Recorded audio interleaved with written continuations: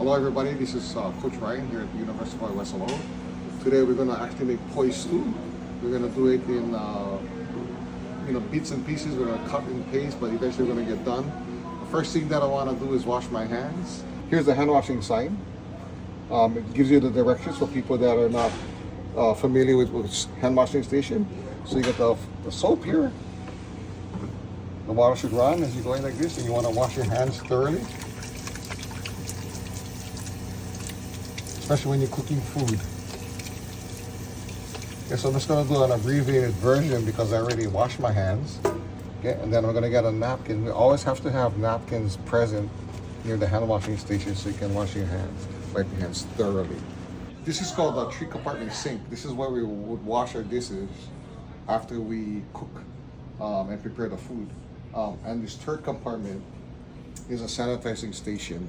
You have to have this as a final rinsing station for your pots and pans that you just washed. So today again we're going to make poi stew, which is a variation of beef stew, which all of you guys probably eaten before in your lifetime. But the first thing we want to do is we want to show you guys how I prep my vegetables. Starting off with peeling a carrot. So here I go.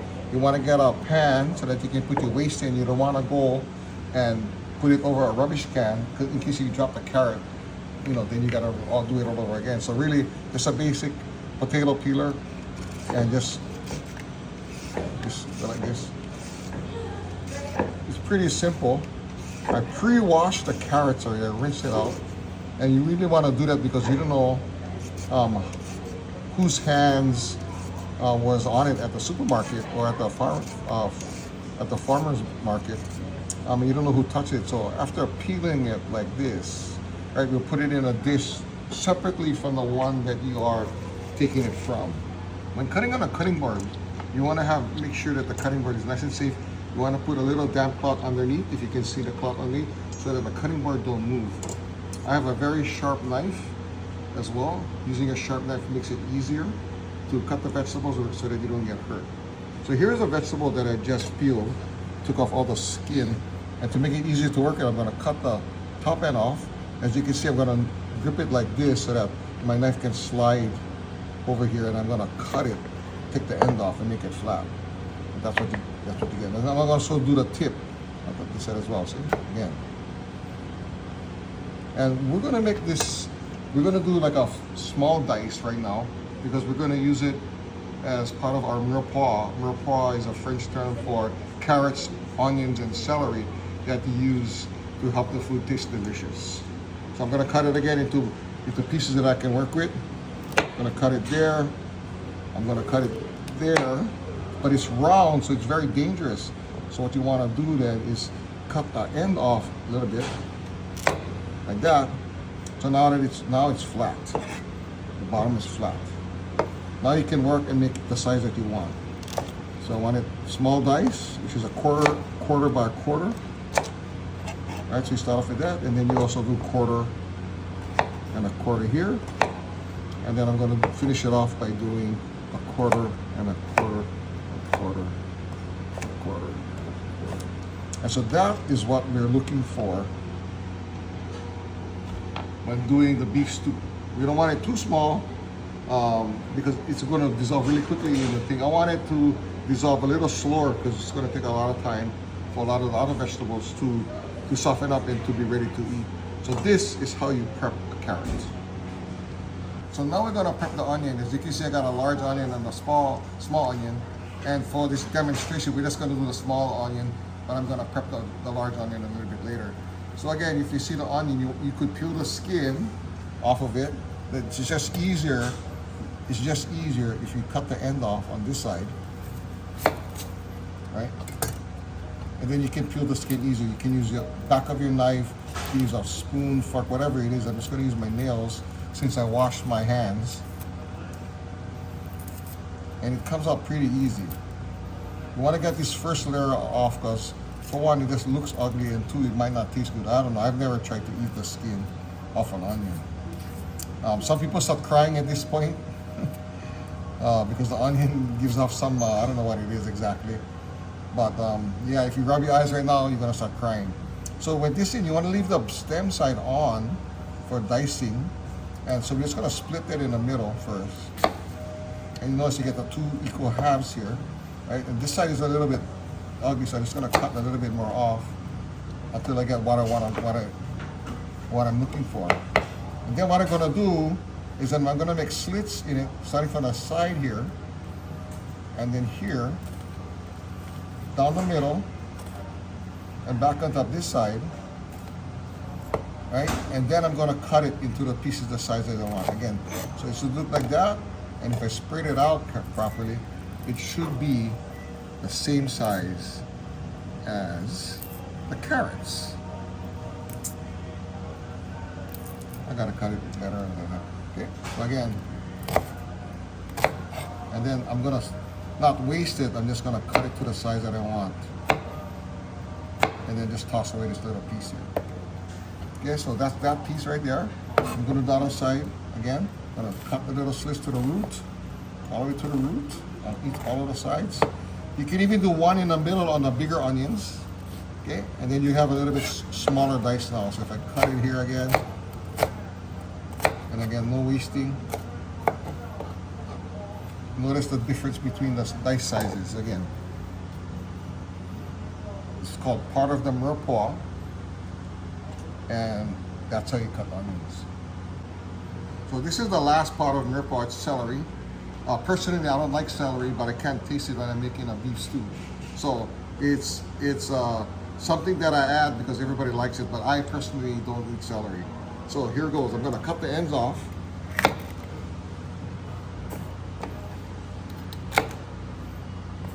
And then the same thing as the carrots, you're gonna cut it to sizes that you wanna kind of work with. So I'm just gonna go about 1.5 inches.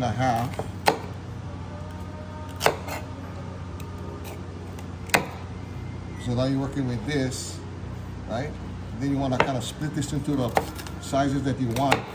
So I usually cut it into 4 pieces. And then cut it again into the quarter inch size. With my fingers nice and curled so that I don't get cut. And basically what you see right here is called mirepoix. It's supposed to be 25%, 25%, and 50%, but I don't need it for incorporating into the pois that I'm gonna have later on this afternoon. So this is taro.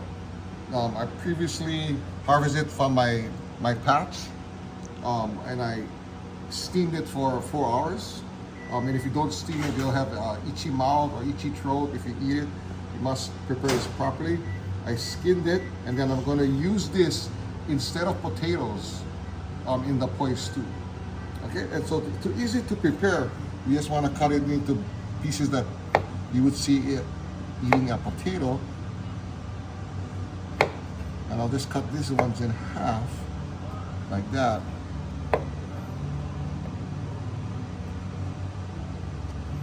And that's how you prepare the taro. You gotta steam it for 4 hours, take out the skin, and then chop it up to the size that you want in order to eat. Taro. This is breadfruit, or what I call ulu. I had it donated by one of our faculty members. I steamed it for about 40 minutes and took out the skin after it was done. You can leave skin on if you want to, or you can take it off. So I just left some on and I left some off. But I'm just gonna split it down the middle again. It's easier to work on flat edges. And if you look, there's a hard center core. And so you kind of want to remove that. The easiest way to remove that is to quarter it again. So you want to cut it in half, so that it's easy to come out. And I'm gonna cut this again. I guess it's thirds. And then I'm just gonna cut this piece off right here on the bottom, because you don't want to eat this hard piece over here. Now, if you want to save the pieces that you can eat and make small bits, spread out in the sauce, you can cut the ends off of this, and those are really good. This is tough. You can eat it, but I just prefer to just throw it away. Okay, so once you get the ulu cut, then again you want to cut it the same size as a taro. so that it's cooks evenly. And so that is the thing. Let me just do one more. Again, it's straight in our opala. And we're gonna cut it again. And so that is the ulu, this is the taro, this is the mirepoix. So this is a tomato. Normally in poi stew, you don't use tomato. That's the difference between poi stew and beef stew. But I found out that if you add tomato early in the cooking process, just after the meat turns brown, it tenderizes the meat better than if you just don't use tomato sauce during the making of the beef stew. So for me, with the tomato, you don't need to make it small. It'll dissolve real quickly, but you do want to get out the stem. Right? So in order to get out the stem, you would use a paring knife, and you can just put the tip of it in, spin it around, and pop it out. I will do this with a paring knife, not a chef's knife. It's just easier to handle. But I've been cooking for years, and so I'm very comfortable using a chef's knife instead of a paring knife. And then again, you just toss that away. Now with the tomato, it's the same thing depending on how big you want it. Since you want it to dissolve, you kind of want to cut it into small pieces. So the same process of doing it with the onion, again, you put slits in it.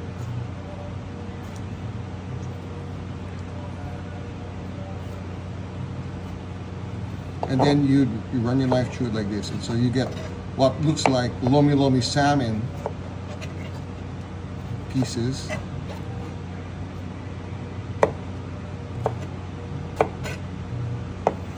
And that's how you would prepare the tomato.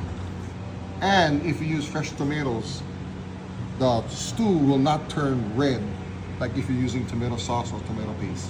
So this is Taro brand poi, and I'm just doing a quick commercial for them. I could have made poi with my taro, but then I don't have a big enough taro patch at my house to do everything. So I bought Taro brand poi. This will be used for flavoring and for thickening of the stew. So again, Taro brand poi can be Hanalei poi, any kind of poi.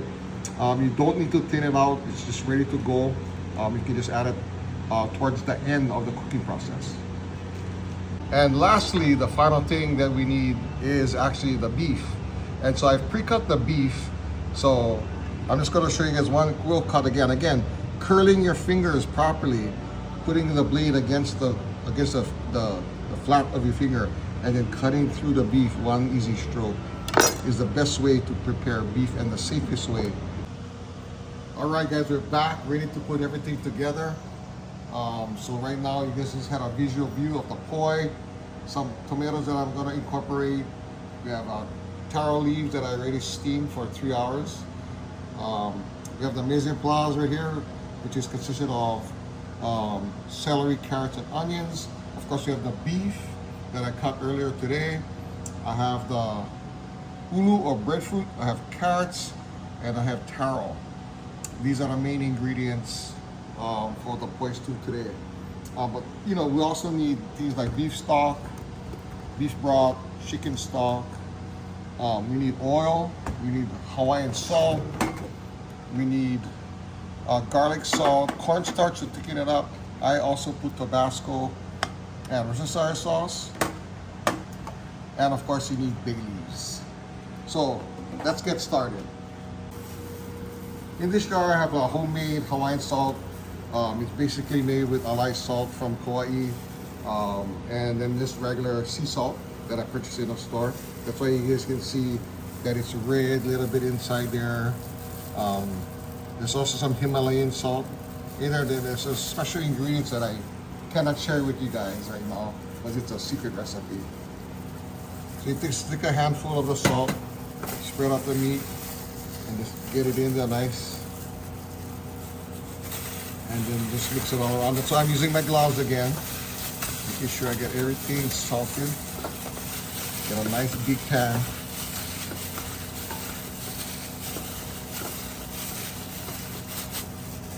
And then I'm gonna also add, take off my gloves so I can open this thing right here. And I'm gonna add a little bit of garlic powder. This is for some extra flavor again. So I'm gonna turn on the stove. There you go. Put it on high heat. Let the pan cool. Let the pan heat up.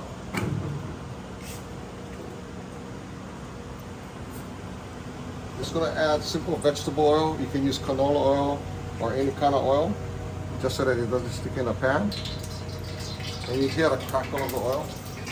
So we're gonna add the beef to the hot pan right now using a spatula. You could use your hand, but I took off my gloves, so I'm not gonna do that.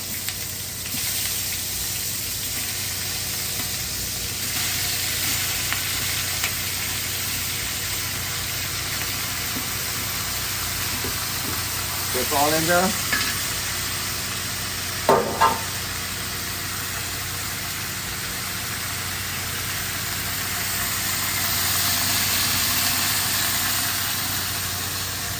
I'm gonna use a towel so that I don't get burned every time I touch the pot, because I need to stir it around with a spatula. This is bay leaf. We're gonna now incorporate the bay leaf into the meat. And stir it around.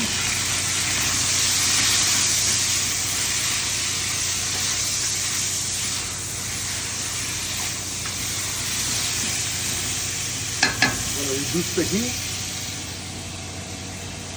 Just a little bit.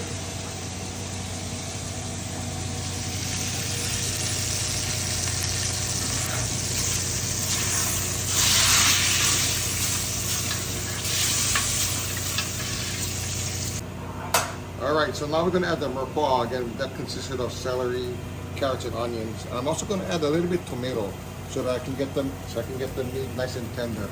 But that's the only thing that I'm going to use to tenderize the meat. Otherwise, it's going to be tough.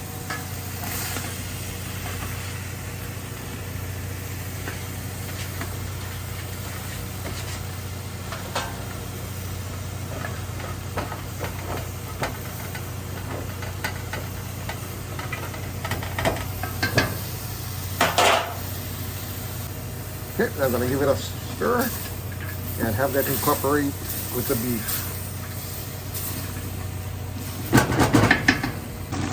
Alright, so as you can see, it's really stewing, and that's why they call it a stew, because it's really going. You can see it's starting to turn a little red because of the tomatoes that I just added. And again, that's going to help break down the meat so it's nice and tender. I'm going to stir it around a little bit. And you want to do this for about 15 to 20 minutes, get it nice and tender. But the next step after that is incorporating beef stock. So I'm going to incorporate beef stock right now. Just pour it in. You pour it around the pot so it doesn't just cool the center. If you do it like this, then it heats up again evenly.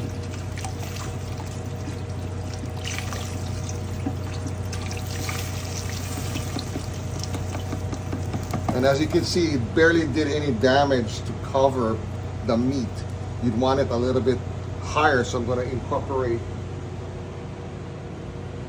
another one. So the first one was actually chicken stock. This is actually beef broth. Again, kind of in that same circular motion.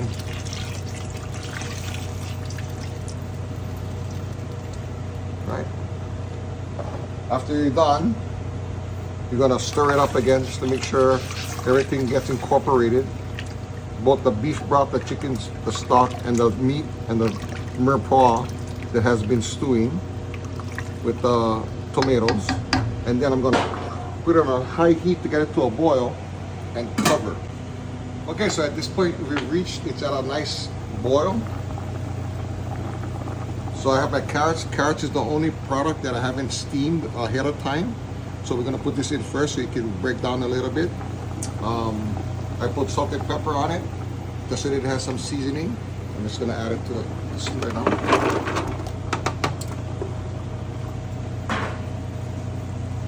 Wow, I wish you guys could smell this right now.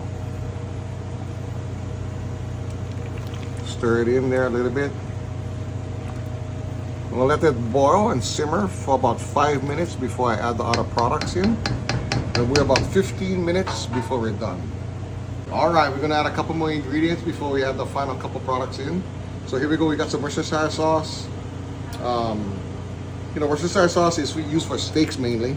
So because we have beef, we're just gonna add it in. It makes a great combination. I'm just gonna put a little bit, as you guys can see how it looks here. Now I'm just gonna put a tad in there, just a little bit, just to add some little bit flavor. And then the last thing I'm gonna add is I'm gonna add some heat. We'll add some Tabasco. It's just a couple drips because you don't want to put too much because people can add it after it's done on their own for taste. All right, here we go. Okay, now we're going to add the breadfruit or the ulu. See if we don't make a mess here. Get it wrong in there. Oops, might have lost some thread.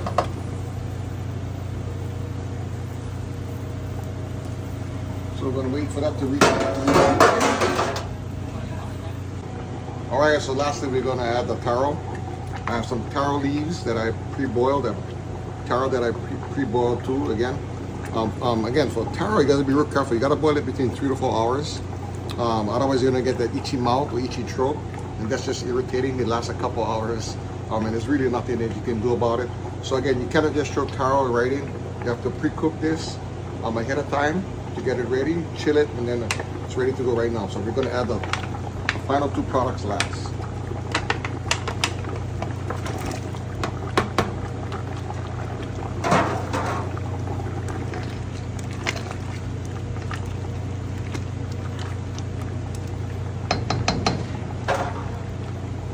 All right, guys, I just added the first bag. I forgot to videotape it, but I have my second bag. I just need a tad more because it's starting to get a lot of thick. So I'm just gonna add just a tad more poi in there so you guys can see how it actually is done, and it just sits in there like that. And then I've already incorporated, because you can see the stew is now really thick, and I didn't add any cornstarch or anything like that, and it's almost ready to go. I wanted to simmer it. I turned off the heat. I'm gonna let it simmer for about 15 minutes, and then we're ready to roll. All right, everybody, the cooking process is done. Took us about 45, I think 55 minutes to finish everything up, and here's what it looks like. As you can clearly see, there's the carrots, there's some taro, you can see the beef, you can see the breadfruit or the ulu. Mix it up. It's not a bright red or a little bit orange as much as if you use tomato sauce, but there is some redness due to the carrots, and I did remember I added some fresh tomatoes just to get the meat a little bit tenderized. So I'm gonna plate it in this little bowl right here and see what it looks like.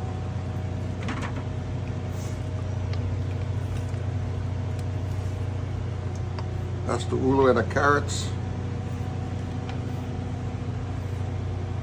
Here's some of the meat, and as you can see some of the taro leaves in there.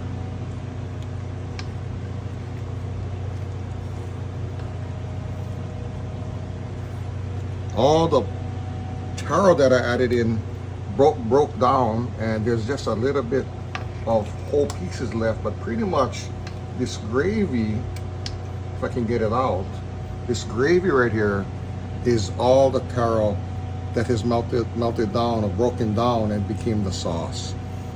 So let me get a couple more scoops in here. Again, one more beef on the top here.